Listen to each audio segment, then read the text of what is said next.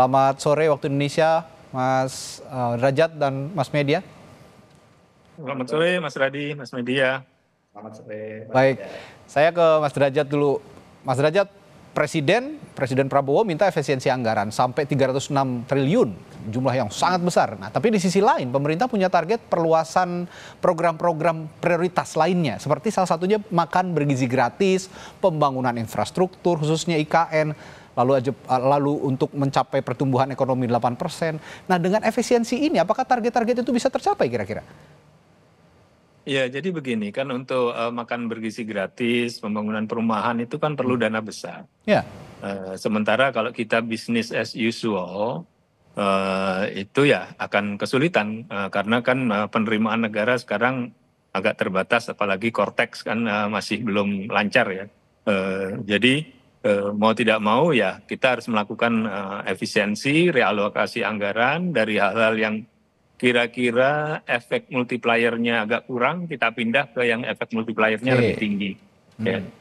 Tapi tetap saja seperti perjalanan dinas itu kan oleh presiden tidak dipotong semuanya, ya dia dikurangi karena kita juga mengetahui bahwa perjalanan dinas maupun berbagai kegiatan Monef itu tetap diperlukan dalam konteks pengawasan anggaran, dan juga mereka mempunyai efek multiplier terhadap hotel, terhadap industri mais, terhadap para pengrajin yang memberikan souvenir ya. Kalau misalkan ada rapat di Bali misalkan itu kan tertolong. Nah, jadi kita berusaha menyeimbangkan antara realokasi untuk membiayai program prioritas seperti MBG ya, dan juga agar tidak terlalu besar dampaknya terhadap sektor lain seperti sektor pariwisata, kemudian juga transportasi ya seperti Garuda, karena kan perjalanan dinas kebanyakan pakai Garuda ya,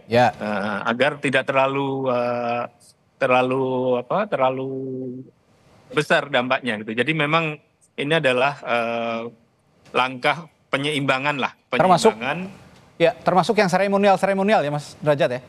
Ya, yang kalau seremonial kan bisa di-cut, tapi ya kan ada perjalanan-perjalanan yang sifatnya Monef ya. Misalnya pembangunan jalan. Kalau tidak ada Monef kan nanti bisa berantakan. Demikian juga misalkan untuk pengawasan lingkungan hidup, kalau tidak ada Monef yang nggak mungkin ya. Contohnya misalkan pertanahan, untuk ngecek pagar laut di daerah mana begitu kan harus ada perjalanan.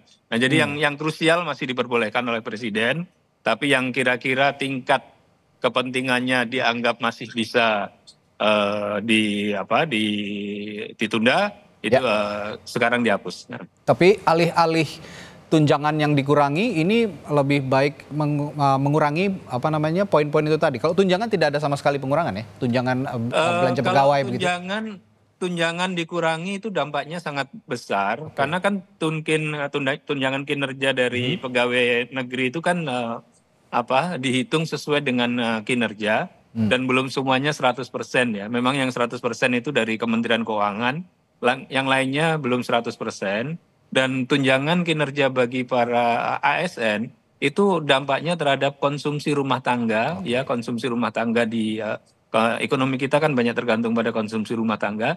Dampaknya terhadap konsumsi rumah tangga itu besar. Jadi ketika melakukan pemangkasan, kita tidak hanya melihat pemangkasan dari sisi kayak orang tua memangkas uang saku anaknya, enggak. Kita hitung yang kita tarik dari satu sektor itu efek multipliernya itu apakah besar atau tidak, dan apakah akan lebih besar kerugian ekonominya itu. Saya tertarik dengan kalimat Anda efek multiplier tadi. Multiplier efek apa saja yang paling besar itu kan tentu akan ditinjau dan nanti dialokasikan pada program-program prioritas yang lebih baik. Tapi saya menyimak ada salah satu tulisan guru besar Fakultas Ekonomi dan Bisnis dari Universitas Diponegoro, Profesor Ahmad Syakir Kurnia, bahwa beliau mengatakan Indonesia saat ini menghadapi tantangan trilema anggaran, kata beliau begitu, karena pemerintah berupaya mengalokasikan belanja